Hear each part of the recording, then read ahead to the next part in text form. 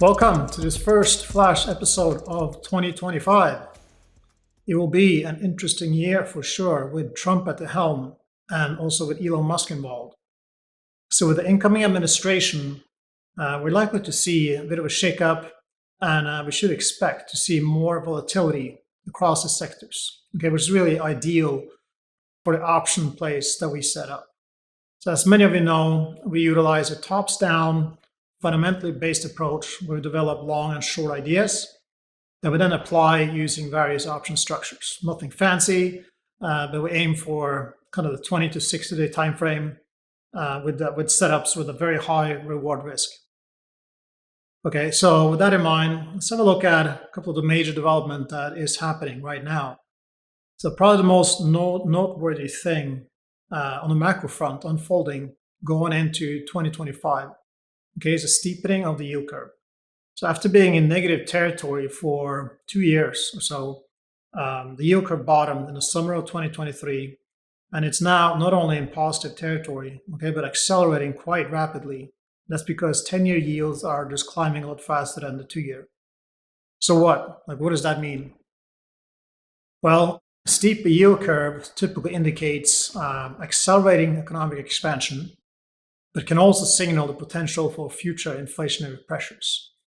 So to confirm this, we also had a release of the ISM manufacturing PMI on January 3rd, came in at 49.3, which is not really high by itself, but the consensus was 48.4.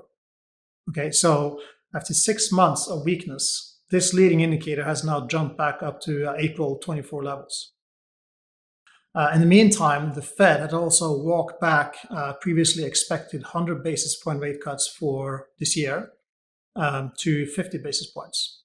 However, if you look at all this data and what is happening, I think it's a good chance that we might not get any rate cuts. We'll see. I mean, just this week, we had a very strong job openings figures, which resulted actually in another leg up for yields.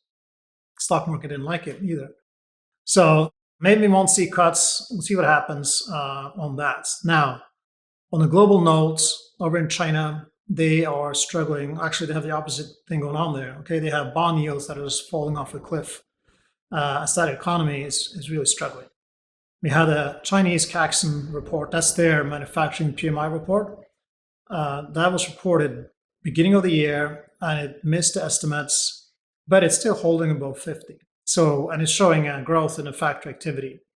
And China, they're increasingly coming out with stimulus measures, okay? And they're trying to kind of get growth going, but it hasn't really stuck. But maybe 2025 will be the year of a turnaround in China, and that's going to create a ton of opportunities. Now, following along that path, it leads to crude oil, okay? So crude oil is really impacted by global economic growth, and China is the world's largest importer. So now with the potential for an economic turnaround in China combined with a rebound in the US manufacturing, we've seen crude oil futures breaking higher actually by quite a bit recently. And at the same time, energy stocks have actually sold off. And that was primarily due to supply concerns based on Trump's focus on drilling. And it has kind of led to a disconnect now, okay, between the typical correlation between crude oil and energy stocks. And that means opportunities. And there are many interesting looking ideas that are surfacing in this space that I started to look at a couple of weeks ago. I'm going to focus on one in particular, Transocean, ticker is RIG. Okay, it's a $3.5 billion deep water oil and gas drilling company. They've been around for a long time, like 100 years, all right? They have plenty of experience handling the ups and downs of the energy space, and fundamentally, they're doing quite well under the hood. So revenue growth for the next 12 months is clocking in at 18%. Okay, and EPS growth from fiscal year 2 to 3 is at 61%. So right now they're struggling, but going forward, they are likely to improve. And we have actually seen that with their profitability that they're struggling in the past, but that's really starting to come around.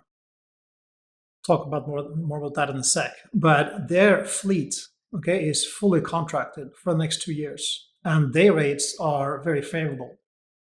So besides the catalyst for a breakout in crude, Transocean also just announced a new $111 million ultra deep water contract. And that's going to just add some more backlog of their business. So as I mentioned earlier, the last quarter wasn't great, okay, but the margins actually expanded where the EBITDA to revenue margin came in at 28.6%. And that has been accelerating to the upside, guys.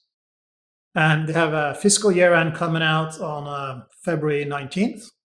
And I think we could see a more positive shift, not only the stock, but in the space in general. Now, this is a very low price stock. Okay, so when I wrote this up, stock was around $4. In that case, I like to set this up not as a long short structure, just straight up, super simple long calls. This doesn't have to be complicated. So the 5 strike calls were offered at 25 cents, and I wrote this up. So you could buy 120 contracts. Cost would be $3,000, which would also be the max risk. And if you look at this within the context of a $100,000 portfolio, it's only a 3% risk. And no matter what happens to the stock, that's really all you can lose. Okay, now the highs in April for rig was around 7. And with margin expansion going on and the favorable underlying developments I talked about, I think the stock could get back up into kind of the $6 to $7 range over the next 6 months or so. So let's have a look at the math if that's the way it plays out. Now, the profit scenario, number one, let's say the stock gets to 6, right?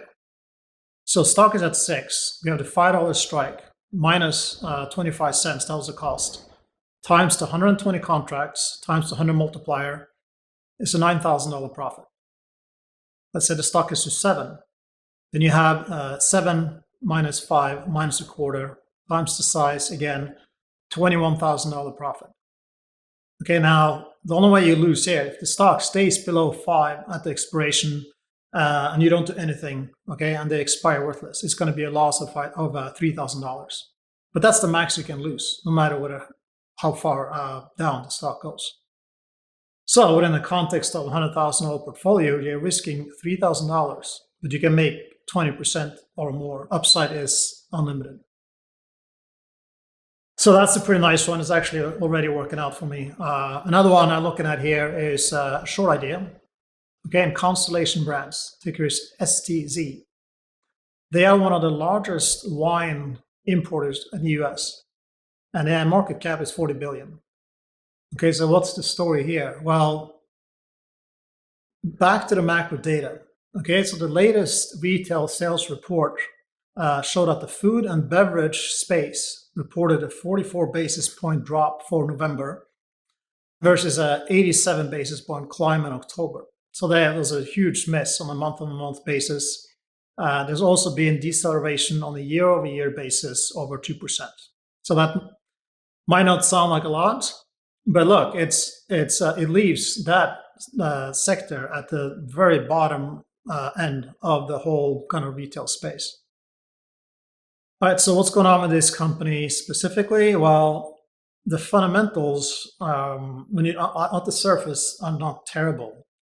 But if you look at it closer, you'll see that the EPS growth is decelerating in a pretty big way.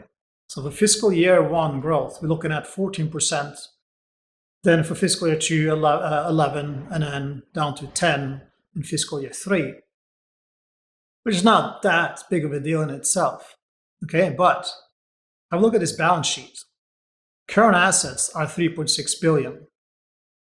Wow, that looks good, right? Well, 2 billion is tied up in inventory. And it's not like wine bottles are easy to move and liquidate. You know, it's a hard inventory to move if you have to move it fast. And then there's receivables, which are never set in stone anyway. So their liquid cash position right now, it's been falling rapidly. Okay, and it's now only $65 million versus current liabilities of 2.9 billion. Okay, and current liabilities are typically due within the next 12 months or so. So it's a pretty dicey situation as far as that goes. And also, that doesn't even take into account the risk of potential tariffs coming, okay, on imports. And there's another catalyst that recently popped up. Okay, the US Surgeon General just came out the other day suggesting that alcohol companies must have warning labels on their bottles, kind of like cigarette companies. So it's like a perfect storm brewing for this space, and especially for this stock in particular. The stock has broken down through some major levels. It's now trading around 220, and they have earnings on Friday. Okay, so that's possibly before actually this episode airs. So that should be interesting. So this is one I have set up as a calendar ratio put spread. Like that, if the stock bombs on earnings, we have unlimited upside potential. So here you can buy 10 of the April 210 strike puts at $6. Okay, they're bid at $570, offered at $610. It's a $6,000 spend. And with the way this market is leading over right now, should be able to sell 5 of the February 200 strike puts at $2. Okay, that's a $1,000 credit. So the total cost here is $5,000. Again, that's the max risk. And unless this stock completely falls out of bed over earnings, I think it can hover above 200. And that would allow this short leg to expire worthless, and we capture the full credit of $1,000 without doing anything. And then let's say time goes on, the stock continues to fall. It unravels, okay, going into April, it gets to 180. Then we're looking at a $24,000 profit for the long leg. The stock gets to 180 by April, which is really not that far away either. The math for that goes as follows. Yeah, the 210 strike minus the 180 price, okay, minus the $6 cost, times 10 contracts, times the 100 multiplier. So the total profit in this setup is $25,000 versus a risk of $5,000. So 5 to 1 reward risk, pretty nice. And again, profit potential is unlimited. So clearly, any of these trades that we present here as examples might unfold completely differently. The point is that all our trades are fundamentally based and have limited risk with very high probability of success. Okay, so that's it for this one. I'm gonna wrap this up. Looking forward to a very prosperous year. See you next time.